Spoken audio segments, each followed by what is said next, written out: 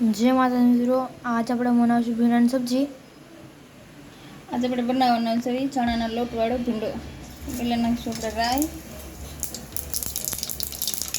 જીરું, ભીંડાના પાન, ઝીણા કાપેલા કાંદા।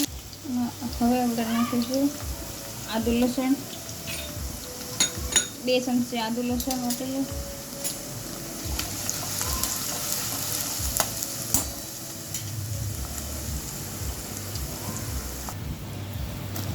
હવે આપણે નાખી દઈશું આની અંદર ભીંડો,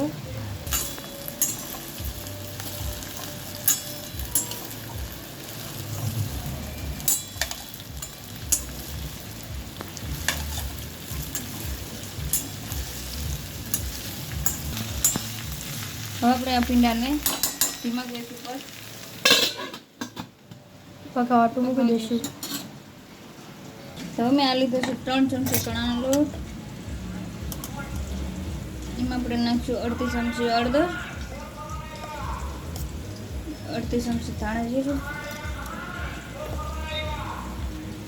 અને 1/2 ચમચી મરચું,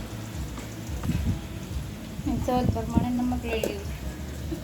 અને આપણે મીઠી ગળદી થાય એટલે આપણે નાખીશું 1 ચમચી ખાંડ।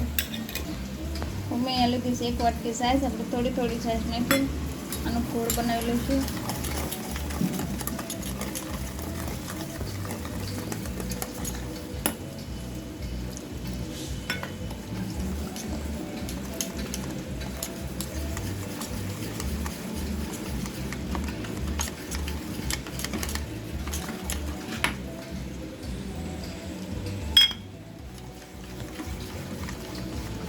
હવે આ કટોરનો ગોળ બનાવીને તૈયાર છે। આપણે ભીંડો શેકાઈ જાય તો પછી આપણે ઉપરથી નાખી દઈશું ભીંડામાં।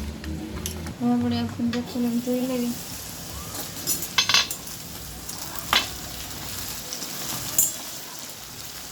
તો ભીંડામાં લેપ વળી ગયું છે।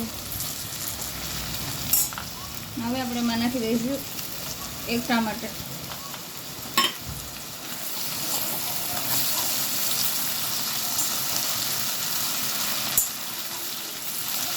અમે પાછા ફરીથી આપણે એના 5 મિનિટ ધીમા ગેસ ઉપર પાકવા દઈશું તો ભીંડામાં થોડો ચીકાશ છે ને એ પણ બળી જાય।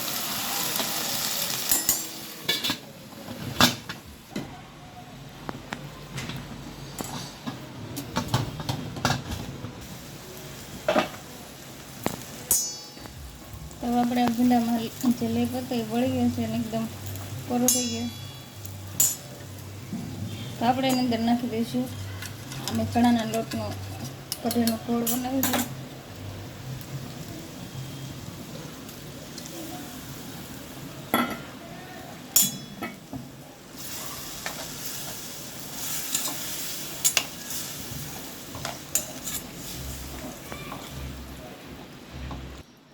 આ લોટ એકદમ ઘાટો થઈ ગયો છે, નાખે તરત જ એટલે આપણે પાસે એની ઉપર નાખી દઈશું 1 વાટકી સાઈઝ।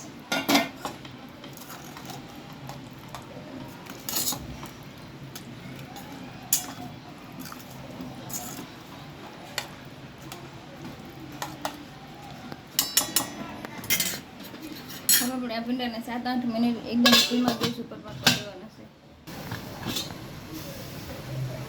હવે આપણે આ ભીંડાની કઢી બનીને તૈયાર છે।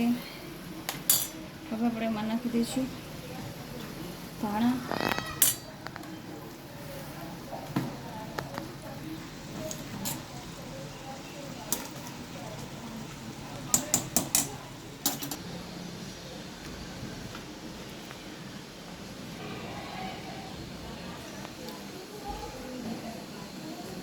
તો આપણે આ ભીંડાની ખાટી મીઠી કાઠિયાવાડી ગુજરાતી કઢી બનીને તૈયાર છે। આપણે આ ભીંડાને બાજરીના રોટલા હારે અને ઘઉંની રોટલી હારે પણ ખાઈએ તો જોઈએ।